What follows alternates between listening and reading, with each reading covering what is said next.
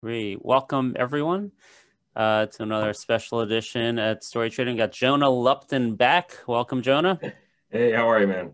Good. Before we get started, just throw up a couple slides here and then we'll just have a chat with Jonah. So first, a quick disclaimer. Story Trading is not an investment advisor. Investing in securities involves significant risk of loss, and that covers our guest presenters as well, unless they state otherwise. Before we get started on today's topic, which is Upstart Holdings, just want to point out you can go to storytrading.com, click on performance, and just want to point out there, you can see our VIP picks from our presenters and past presenters. You also have Jonah Lupton. I'm going to ask you real quick about DermTech. I still like that. That's oh yeah, I mean, I still love it. Yeah. I know when I came on, the timing was kind of bad. I mean, the stock was in the 60s at that point, but yeah, I mean, this is still a stock that I plan to hold for the next 3 to 5 years. They're changing the face of, let's call it, early detection for skin cancer and other skin issues with a couple other products. Right now, they have their PLA product and their PLA Plus product available through dermatologists, and then later this year, they're going to roll out their Luminate product. Which we're not sure yet if they're going to go through dermatologist or it'll be more DTC, with a telemedicine component. And that'll be for people that want to sort of get a diagnosis on their skin, how much UV damage they've had, which could be an indication for future problems, including skin cancer. And then next year, we'll get the launch of carcinoma, which is going to be for squamous and basal cell cancer as well. So, I mean, this story is really just getting started. I mean, the stock did get as high as 84 back in February. So I did my Substack write-up on the stock when it was just under 40. It doubled in about a month. I mean, there were some other catalysts in there as well besides my Substack. And then it's retraced all the way back down into the mid 30s. It's at like 36 right now. I actually added to my position this afternoon, right near the close. So, if people are long-term investors and they're looking for a stock that has, pretty massive upside potential over the next 3 to 5 years, I think DermTech is, still deserves some consideration for your portfolio. It's very, it's going to be a volatile stock. They're obviously not profitable yet. They did 6 million revenue last year. They should do 18 to 20 million this year. And then that's when the growth really starts to compound as they get these other two products in the market. So I'm still just as bullish now as I was a couple months ago when I was on the show last. Yeah. And that's one I don't want to miss because I was around when Exact Sciences was very early in its growth, and I got shaken out over some volatility, and not just volatility, but just like Catalyst not happening as quickly as I wanted in terms of insurance coverage. So I don't want to miss it the second time around. If it doesn't work, it doesn't work. But you got your allocation, and it's a losing position for me right now. My cost basis on DermTech is in the low 40s. So, I mean, I'm technically underwater, but if this stock does what I think it can do in a few years, I'm not going to care whether I paid 36 or 38 or 40 for the stock. So that presentation, actually, if you go to, again, Story Trading, click performance, there's a link here for YouTube. So you can see that YouTube presentation. Also want to point out today, a really significant day for a couple VIP picks. We had Nemuro Medical by Aaron Warwick up 135% today, up 60% since he presented it. And another one that was huge was David's Tea. I think it was only up 18% at the end, but it's up 30% earlier by Florian Bushek. So all in all, our VIP picks up 4.5% today. So it was a really stellar day. Aaron, incredible track record. Same with Florian. You can look at their track record here. Aaron's at 200% annualized. Florian also around 200%. Aaron has a new pick that was presented on Sunday night to our VIP members. So we'll release that this weekend, the YouTube, where you can become a VIP member and get access earlier. And Florian Bushek, another great contributor, he has a VIP pick coming this Sunday night. So you want to tune in for that. All right. So with that, what I'm going to do is the reason, just a quick intro, and then I'll turn off the screen share. Upstart Holdings, $98 over here. There are two kind of reasons I invited you to talk about Upstart. One is this move was just incredible after earnings. It tripled or so in 3 days. 3x in 3 days. 3x in 3 days. And this is not a micro cap. It was already a multi-billion-dollar company. And I was like, that's pretty unprecedented. I don't remember last time I saw a multi-billion-dollar company 3x in 3 days. So that caught my attention. And there wasn't even a big short interest. So it's not like it was even a lot of short covering. Yeah. And then Jonah, I noticed afterwards that you were saying this is your top position. So I said, you know what, let's get you on here to talk about it. So with that, it was either my second or third position going into that earnings report. And then, whenever you have a second or third position go up 3x in 3 days, it's typically going to become your biggest position. So I trimmed it back, once this, I think, I didn't do any trimming that first day. The second day I started trimming after it got over about 110. And then like every $10 it went up, I was trimming it along the way, not really knowing how far it could go. It was already kind of unprecedented what it did. And then that third day after hours, it actually got up above 165. I think it hit 168 after hours. And that's when I did my last trim. And then, of course, as you saw from the chart, over the next week or so, it pulled back 20-30%. And then the company did a stock offering, of course, then it pulled back a little bit farther from that. So, and then today, this might be a really nice buying opportunity for long-term investors with the stock back under 100. So, I mean, you're looking at a significant pullback from where it was just a few weeks ago after that Q4 report. So, sure. And if you can just kind of let us know what happened with that report. Why was that warranted? What really happened over there? So Upstart went public in December, the same week, maybe even the same day as DoorDash and Airbnb. So they kind of got lost in the whole shuffle, the IPO shuffle. No one was paying attention to Upstart. I don't think anybody really knew what the company did. So it was just one of these quiet IPOs that was still successful, but still an unknown company for most investors. And there really wasn't anybody on FinTwit talking about them. I had someone pop into my DMs in December and say, hey, have you heard of this company called Upstart? And I thought, yeah, I mean, I've heard of them, but when they were a private company. Oh, start video. Okay. Yeah, I mean, I heard of Upstart was a private company because I actually knew some of their VCs, but I lost track of the company as well.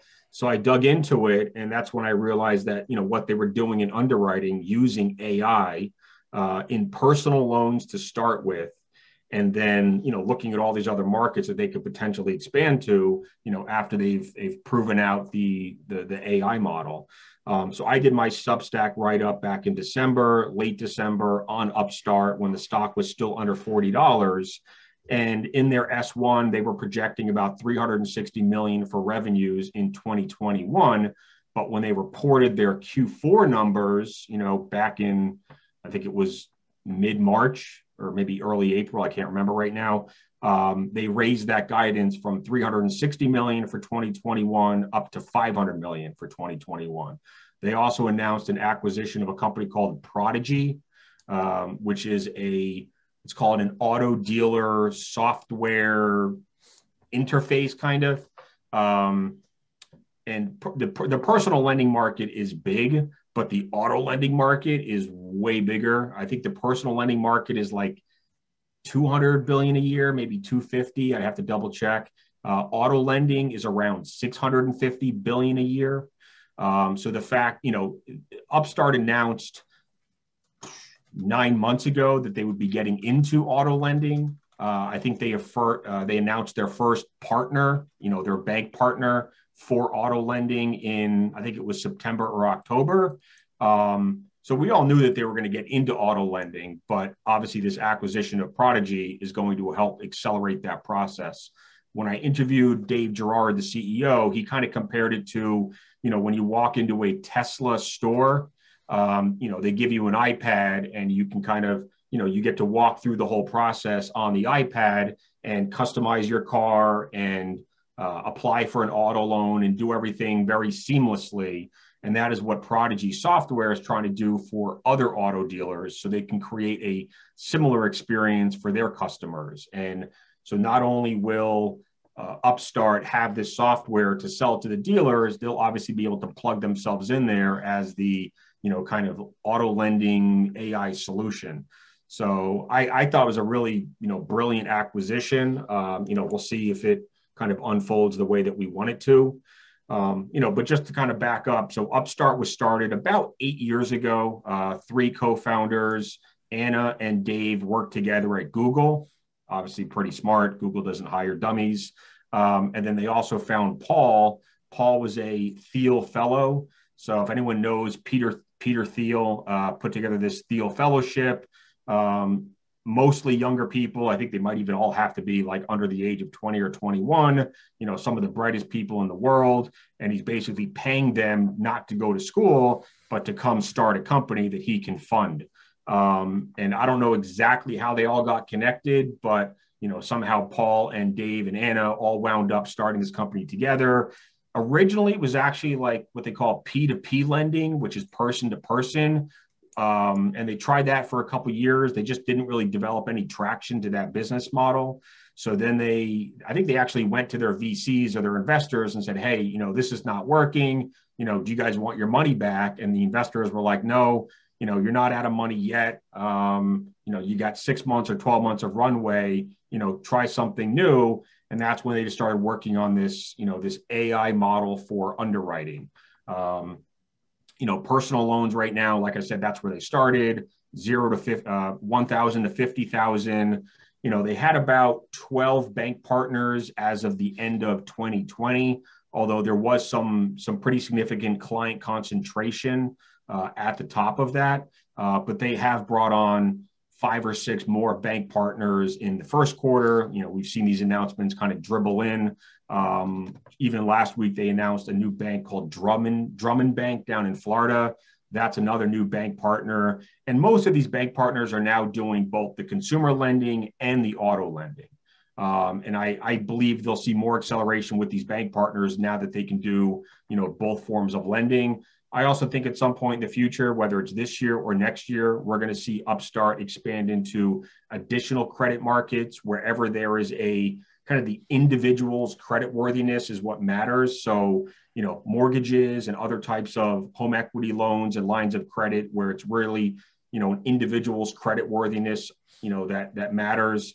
Student loans, credit cards, and small business loans. Because if anyone's ever applied for a small business loan, SBA, I have, it really comes down to the individual's credit score, credit worthiness, et cetera. So what Upstart's doing that's different from the traditional underwriting models, which are based on FICO scores, which is a 30-year-old model, what Upstart has done is develop this new advanced model that uses 1,600 what they call variables or data points on an individual. So if you think about like an Excel spreadsheet or a Google sheet, all of those columns are essentially, all the different variables in someone's life from, where they grew up, where they live now, where they went to school, their grades, occupation, of course, credit history, and lots of other stuff that we don't even know about. So they're looking at 1,600 data points for someone rather than that traditional FICO score. And what that's enabled them to do is provide a faster, cheaper, more accurate solution for their bank partners. So 70% of the loans are completely automated. So there is no human touching, there is no additional documentation required. It is literally someone either going to the Upstart website to apply for a loan or going to one of the bank partners' websites to apply for a loan. And that process is technically powered by Upstart, but the customer doesn't even know it, because everything is kind of white labeled for the bank. So you go to your bank XYZ website, apply for a loan, and boom, within seconds, if you're approved or not. And then you see a bunch of offers that you can choose from. And that all happens within seconds. And like I said, 70% of the time, it's a no touch, no document loan. Everything is done with Upstart's AI model. And even through the dip last year, the drawdown in the economy and the markets and everything else, where people were losing their income, people were losing their jobs, the default rate on Upstart approved loans did not tick up. And that's just one instance, I suppose, of where this model really proved itself out. But even though and Upstart's bank partners have approved over 700,000 loans since Upstart first launched this model, 6 or 7 years ago. So they're over 700,000 loans. They are over, I'm trying to think what other numbers are out there now. So 1,600 variables, 700,000 loans. I believe they say they're up to 15 billion data points, because every time, think about those 700,000 loans, every time someone either makes a payment or misses a payment, it's that data is collected and enables this AI model to become even smarter. I'm not smart enough to figure this stuff out, but I mean, if you think about it, like, if I take out a loan for for $25,000 and, these are all my variables that help the model determine that I was, credit worthy, and I miss a payment, then I assume that model is going back and looking at those variables and trying to figure out, what was wrong, where did they miscalculate something? So, I mean, this stuff is way over my head, but, Dave, Paul, and Anna have all said that they really, when it comes to competing on hiring, they don't compete with any other banks or fintechs because no one else is doing anything this complex. They compete with the Googles, the Ubers, and the other companies that are hiring computer scientists and PhDs to build these complex software programs, models, AI, et cetera. So, when you think about that, it does sound like the company has a pretty significant head start over anybody else that would try to creep into this space because they have, not only do they have some of the smartest people working on this already, but they have that 8-year head start and these 15 billion data points that they've collected over the last 8 years that has enabled this model to get smarter and smarter. And because it's gotten so smart, these bank partners are able to issue almost twice as many loans. I believe the number is about 175% more loans without increasing the default rate, right? I mean, because all of these banks, that's what really matters to them is, and banks' balance sheets are stronger right now than they've ever been. If you think about all of this stimulus that's gone out, a lot of that stimulus that went into, people's, the households into our bank accounts is still sitting there. And it's sitting there on a bank's balance sheet in a savings account or checking account. And the way the banks really make money is by lending that money out. They're going to pay you 0% on your savings account or checking account, and they're going to lend that money out at 4, 5, 6, 7% and make the difference. Now, personal loans are fantastic because those are typically unsecured loans, much higher interest rates, anywhere from on average, I think 10% to 30% for a personal loan. So banks love doing those sorts of loans because the yield is so much higher, the spread between what, their cost of capital and then what they're, charging you as the borrower. So, Jonah, I got a couple questions for you. Yeah. So, maybe you mentioned at the beginning, but I may have missed it. In terms of the business model, how did they get paid, and how would interest rates, let's say, a rising interest rate environment, impact them? Yeah, so that question has been asked to me a couple of times in the last few days. It's certainly possible that rising interest rates could impact Upstart, but I think it would be more about impacting the stock price. Because as the 10-year goes up, right, multiples come down. I don't know how it would necessarily impact the actual business because Upstart they're not taking any credit risk. They're really, think of them, even though they're a fintech, they're really more of a software company than anything else. They are enabling banks to use their software to underwrite loans. So they're getting fees on those loans. Upstart's not originating any loans themselves. They're not taking any credit risk themselves. They have said that they have underwritten a few loans themselves, but that's to gather data and just make sure that everything is working correctly with the model. So by having some loans on their balance sheet, they're able to, I don't know if it's monitor them more closely or whatnot, but it's minimal. Most of the loans are, being underwritten and serviced by the bank partners. And then in some cases, those loans are being sold off to institutional partners. So if you go to the investor presentation for Upstart, you'll see a lot of the institutional investors that are most likely purchasing some of those loans that are being underwritten by the bank partners. That's pretty traditional in the credit industry. That's where you have the Goldman Sachs and those types of companies buying these loans and packaging them up and either keeping them on their balance sheets or reselling them to someone else. So, but it's really, 98% of Upstart's revenues come from fees from their bank partners. Mm-hmm. So, okay. So as far as they don't have any credit risk, or, if these loans default, they're not going to be. It doesn't impact them at all. Nope. Okay. Nope. So where there's some interest rate risk, I suppose, is if, and they're not even in the mortgage industry yet. So if mortgage rates went up and home buying slowed down, that wouldn't impact them because they're not in that industry. From the last week that we've gotten reports from General Motors and Ford and Tesla, it seems like the auto industry is on fire right now. A lot of these companies can't even keep cars in inventory. I've heard inventories are down to under 30 days, which is like historically about as low as it's ever been. So, if people went out and stopped buying cars and there was less demand for auto loans, then yes, that would probably pinch their revenues. And then to the same extent, if people stopped needed personal loans, that might pinch them as well. But I'm not smart enough to know if or when that's going to happen just because rates tick up a little bit.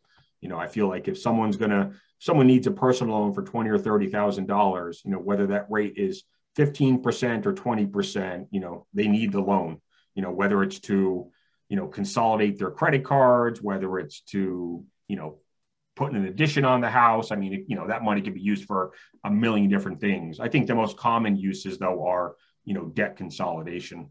Mm-hmm. Okay, great. So I think I understand the business model.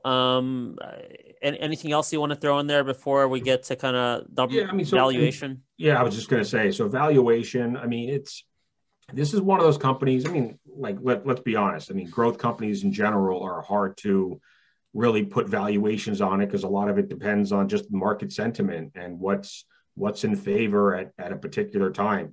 Growth stocks were in favor most of last year coming in this year, and now growth stocks are clearly hated regardless of how strong the fundamentals are. And that's why, Upstart is my largest position right now, because even though they're a growth company, they still have very strong fundamentals. They're profitable. They're generating free cash flow. So they're not like a traditional high growth stock that is losing money, burning cash, having to raise capital, and won't be profitable for 2 or 3 years.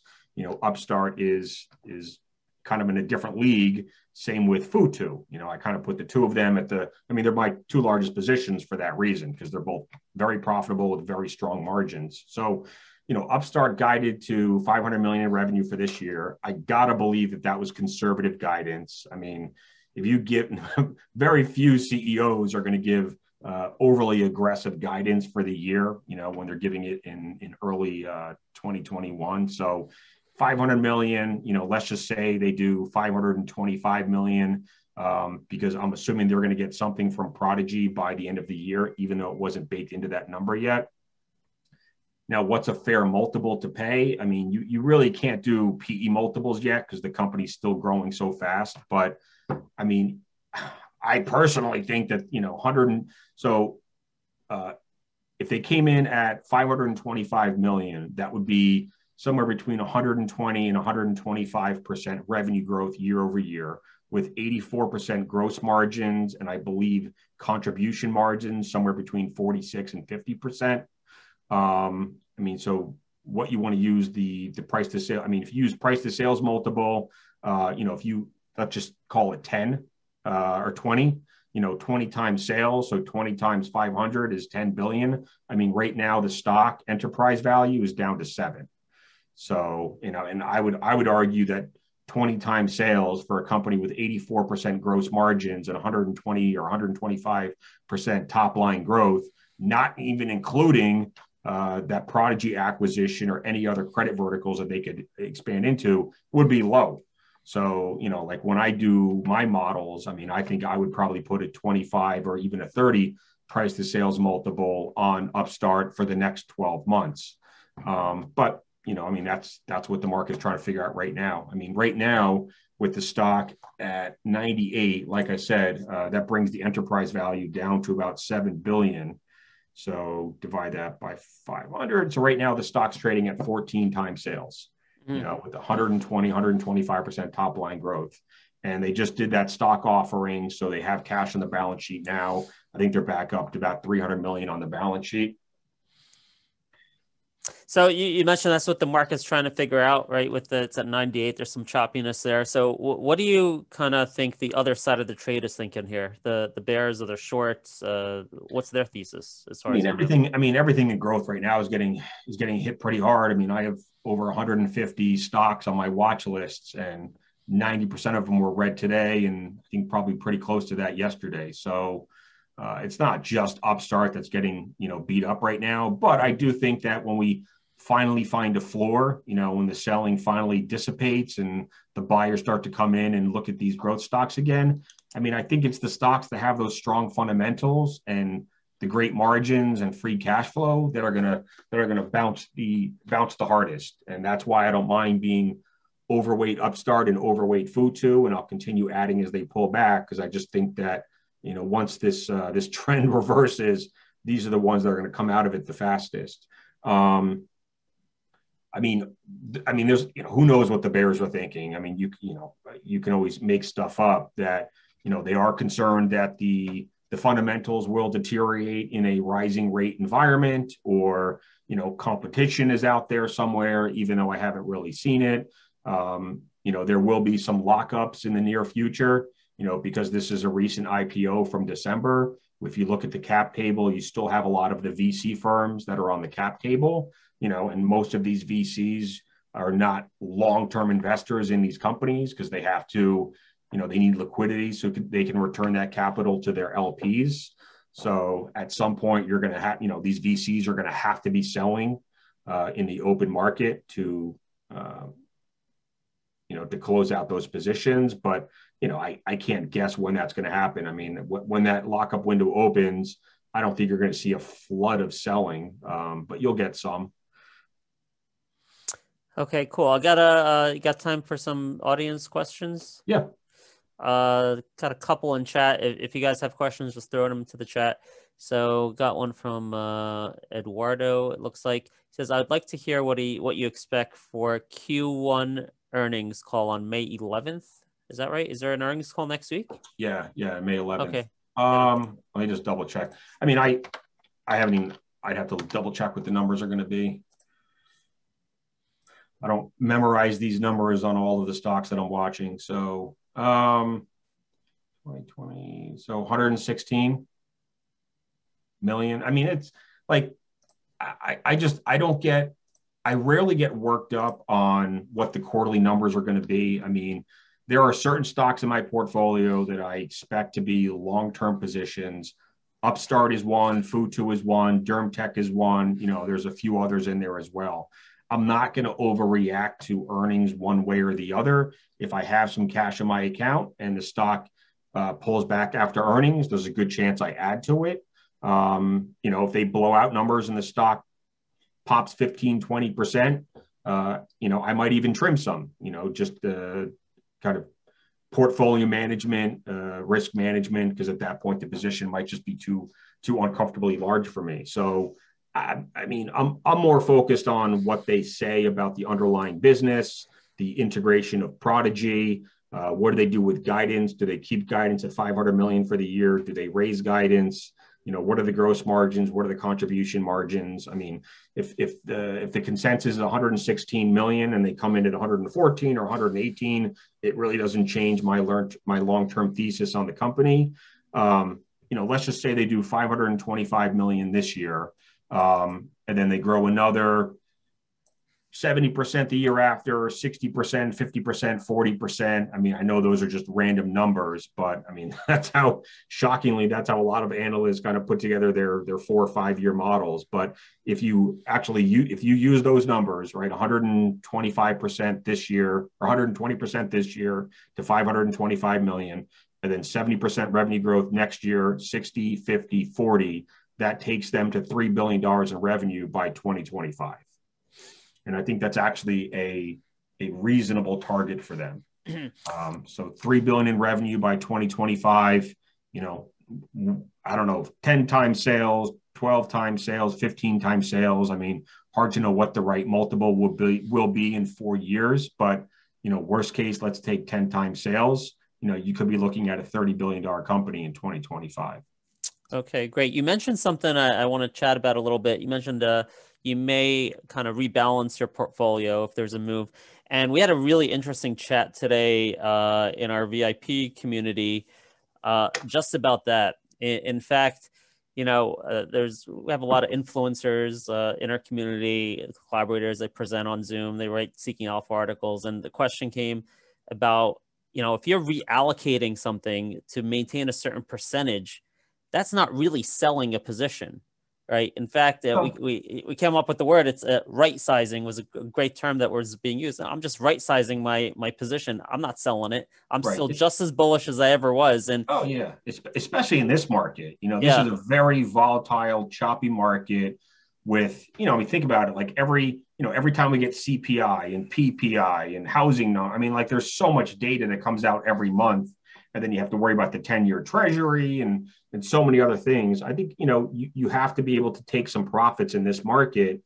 You know, thankfully I did some trimming in my portfolio back in February, even to my favorite stocks. And just because you trim a position by, you know, let's just say you own 1,000 shares and you sell, you know, 100 shares, so you trim your position by 10%, doesn't mean you're any less bullish on the company. But it's just about right sizing your portfolio. And if the stock pulls back 15, 20%, maybe that's when you decide to, you know, buy those 100 shares back. So I did a little bit of that in February. Obviously, I wish I'd done more. I wish I'd bought some put options on IWO or IWM. You know, that would have helped me out these past couple months. But I mean, there's stocks in my portfolio that I've been trimming on and off for the last couple months, and it doesn't mean I'm any less bullish on them. All right, got a whole bunch of questions. I'm not going to ask them all. I'll select some in here, but we got. Are you nervous? RJ says, "Are you nervous that 67% of the credit apps are all coming from one bank?" He says, "All coming from Cross River Bank." Yeah, I think it's lower than that now. When that might be an old number. Yeah, I don't know when it's from. Yeah, mention. I don't think that's the current number. I think that might be from their S1. But I mean, and management's spoken about that. I mean, they've addressed that. They've said that they are trying to diversify, you know, their concentration risk, and that's why they've been bringing on these other banks. I mean, they've brought on at least another 4 or 5 bank partners in the last couple months. Some pretty big ones. Drummond Bank, the one in Florida, was probably the smallest. I think they only have a couple billion in assets, but they brought in a couple other banks. I think one was First Financial or First Trust. Another one was called Apple Bank out of New York. And both of them are $30-40 billion banks. So pretty decent size. We got a question from Rob Mock. Was a comparison ever done on default rates or missed payment rates of loans using Upstart versus traditional banks using FICO scores? Yeah, I mean, I think those numbers are either in the S1 or the investor presentation. I don't remember them off the top of my head. Okay, cool. We can look at that. And now we have a few just general. And I'm sure, like, I mean, you know, there's different levels of credit, right? I mean, there's poor, there's fair, there's good, there's very good. So you'd probably have to even segment out that you know, the default rates, you know, based on credit scores. Mm-hmm. And we got a few questions, just kind of general concern about growth stocks and interest rates, inflation. Like the one number, so one of the numbers that Paul, one of the founders of Upstart, has mentioned before is that 80% of Americans have never defaulted on a loan, but only 48% of Americans have what's considered prime credit. Mm-hmm. And then one of the things that he said, which kind of always stuck with me, is if you never default on a loan, then it means you paid too high of an interest rate. And if you do default on the loan, it means you paid too little as the interest rate. Like, if you think about it, it makes sense, right? I mean, if you take out a 5-year loan and you pay off the whole thing, then I don't know. I mean, it makes sense. And then it's kind of still silly at the same time, but for whatever reason, it's always stuck in my head. All right. So we had a couple questions about growth stocks in general. Looks like there's a lot of anxiety out there about growth stocks. There So is a record amount of bitchiness on my timeline, on stock tweets, in my emails and DMs. So yeah, I mean, people are anxious, people are frustrated, people are yeah. stressed, depressed, definitely a lot of anxiety out there. And, like I say, the pendulum swings both, too far in both directions. So growth stocks were probably overvalued, overheated at the beginning of the year. And I would argue that right now, some, maybe most growth stocks are oversold, and we're going to need to find some equilibrium, right? I mean, the right value is somewhere in the middle. We just don't know when we get there. So I think the most interesting question related to growth stocks is that of inflation. In an environment of really massive inflation that maybe we've never seen before in our generation, a lot of people are thinking there's going to be massive inflation that we've never witnessed, right, in America. If that happens, how does that, do you think, impact growth stocks? So I guess I'm not in the camp of we're going to see, generational massive inflation like they saw in the 70s and 80s, where, I mean, interest rates were in the double digits. I just don't think we're going to get back to that. Part of the reason I just think, so we are living in an age of innovation and technology. And I believe that is very, very deflationary.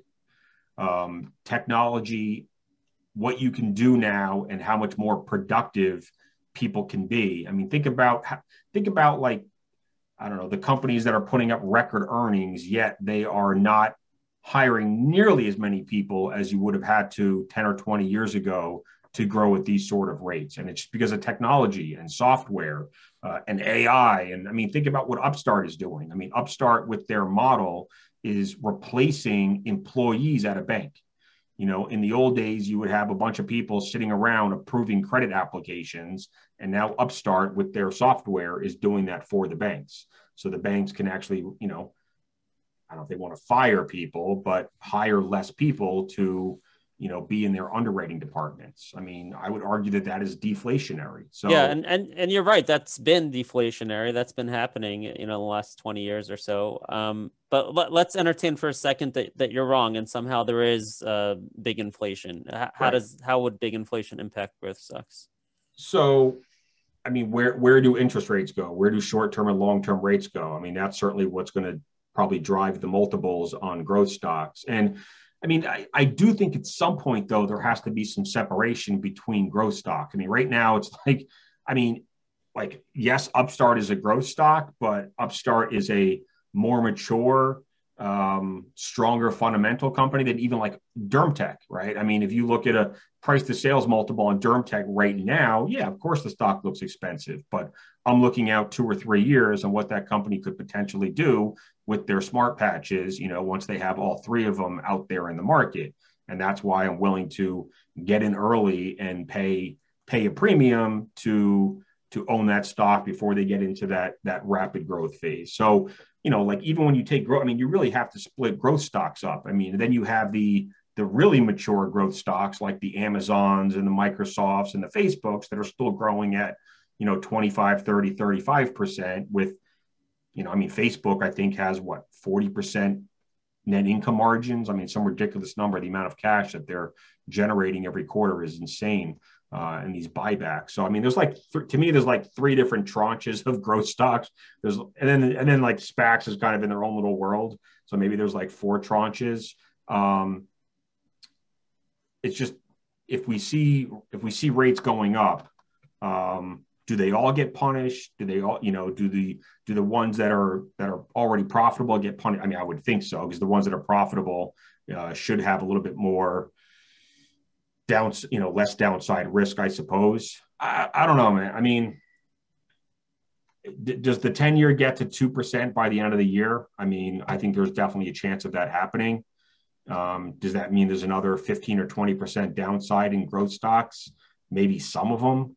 Hard to imagine that Upstart, with the guidance they've already given us, would have another 15 or 20% downside just because the 10-year treasury went from 1.6 to 1.8 or even 2. I don't know. I don't see how that, it doesn't impact their business. I suppose it just impacts the models that drive these valuations, right? I mean, that's what it is, I think. Yeah.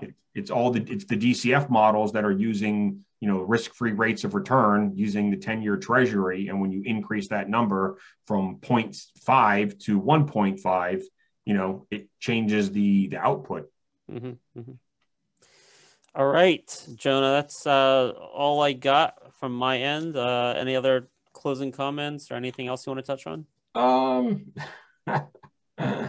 Oh man, these are rough days for growth investors. I think we all got a little too excited. I did. First 6-8 weeks of the year, it was just too easy making money in growth stocks. Probably should have, I don't know, kind of taken a step back and appreciated it more while it was happening and locked in some profits and bought some protection in our portfolios, put options, for instance.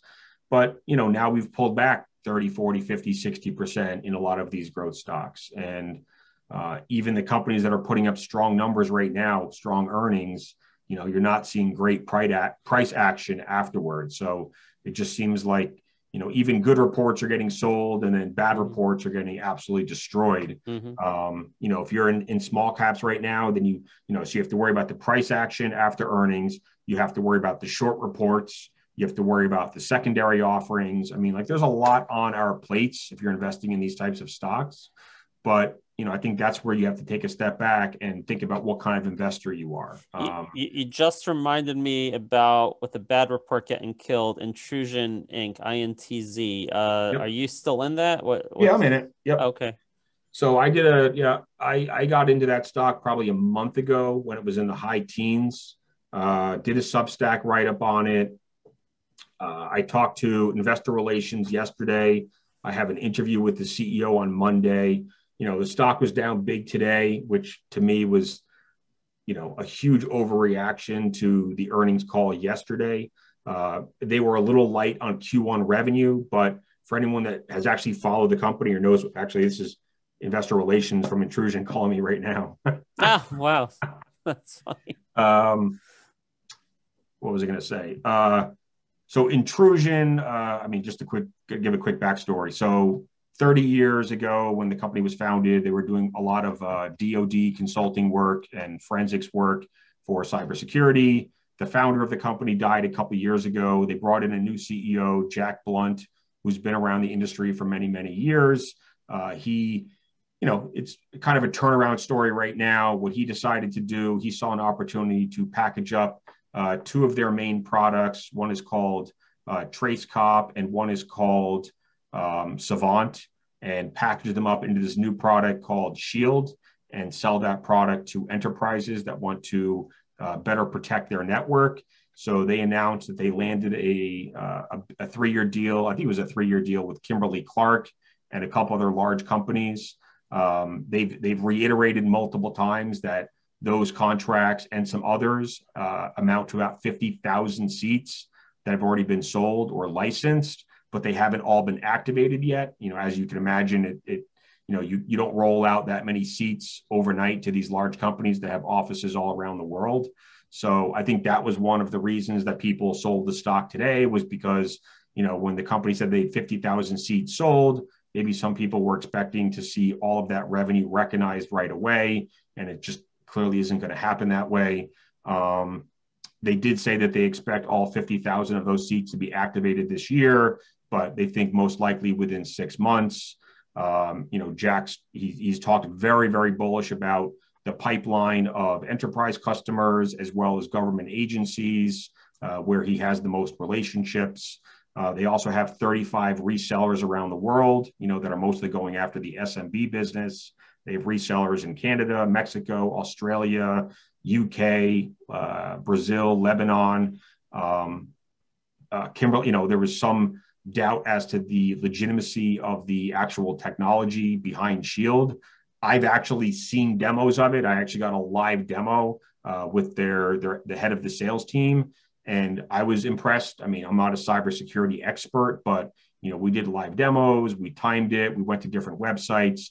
I could see the threats coming in. and then being killed off. So, and then also, I mean, Kimberly-Clark, right, Fortune 500 company, does not sign a multi-year contract and agree to have Shield essentially plugged into their network without doing a significant amount of their own due diligence and beta testing. So, you know, the story, it's not a, let's just say it's not a very clear-cut story. I mean, there are some rough edges to it right now. It's definitely a turnaround. I mean, we're talking a small cap company that was run for DoD business for 30 years, and now they're trying to get into the enterprise space with this new product. I'm willing to be patient. You know, I've said publicly that I'm going to give the company 2 to 3 quarters to show me that they can ramp up Shield. And if we get, you know, another 2 or 3 large customers coming on board, you know, then we can kind of get to the numbers that I think they're capable of. So there's 2 analysts that cover the stock. One had them doing 20 million this year in revenue. One had them doing 30 million. So consensus was technically 25 million. Given that Q1 was light, I think they're going to have a hard time getting to 25 million of like real recognized revenues for 2021.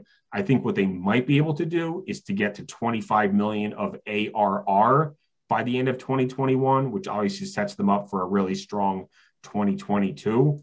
Just knowing how long it takes to close these enterprise deals and then how long it takes to activate all the seats that come with them, you know, it doesn't happen very quickly. So I'm willing to be patient. I mean, I first got into the stock, like I said, around 18, maybe 19. Stock got down today to 10. So I increased my position by about 20%.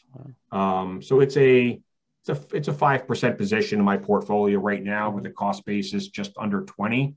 You know, I've said that this is either an $8 stock by the end of the year or it's a $28 stock, because either they don't prove that Shield is viable and they don't land any more customers and they don't activate those seats, and then the stock, you know, continues to fall, or they do prove that they can close these customers. They bring on a couple more enterprise companies, maybe a couple government agencies. I know they're talking to some universities as well, and they start to activate these seats, and maybe they get to, you know, 100 or 150,000 activated seats by the end of the year. Then I think we're talking about a, you know, $28, $30 stock by the end of the year. So I'm frustrated and I'm annoyed that the stock sold off. There was a short report that came out a couple of weeks ago. So that killed the stock by about 25, 30%. And then it dropped another 30% after earnings last night. But I mean, there wasn't anything alarming on the earnings call. I mean, the only 2 red flags were, we're not giving 2021 guidance yet. But if you think about launching a new enterprise product into a market, it's kind of hard to guess, you know, what revenues that might generate over the next 9 or 12 months when you don't have any track record to really fall back on. So I get why they wouldn't want to give guidance. And then 2 is, you know, some people said that Jack has said, and I haven't heard him say this, so maybe this was private conversations, but they claim that Jack told them that they had 50,000 paid seats, but then on the earnings call, he says we have 50,000 seats licensed, but not activated. So, you know, that's where some of the discrepancy is. Yeah. Like I said, I'm interviewing him Monday at 3:00 Eastern time. So I'll be able to ask some of these questions and maybe get some clarity on these things, because I'm curious as well. You know, I mean, whether or not he's going to admit that he said paid before and not now, like, I'm not even sure I want to ask him that, because, you know, that's kind of a tough position for him to be in. If he said paid, you know, if he said they were all paid before, then that was obviously a mistake on his behalf. Whether or not he meant to mislead anybody, I obviously have no idea. You know, it's possible that these companies are also paying an upfront fee. So maybe that's what he was referring to, is those 50,000 licensed seats are all attached to an upfront fee, but the actual seats themselves haven't been activated yet. So, you know, who knows? You know, now we're just parsing words kind of, and, you know, I don't know what he says behind closed doors to, you know, other investors or analysts or whatnot. So. All right. Well, Jonah, thank you so much for your time once again. Up on the screen, we have, can you see it? Is it the right screen showing? Yeah, that's just my website. Yeah, you got your website to subscribe to your Substack, and you can follow Jonah on Twitter at jonahlupton.com.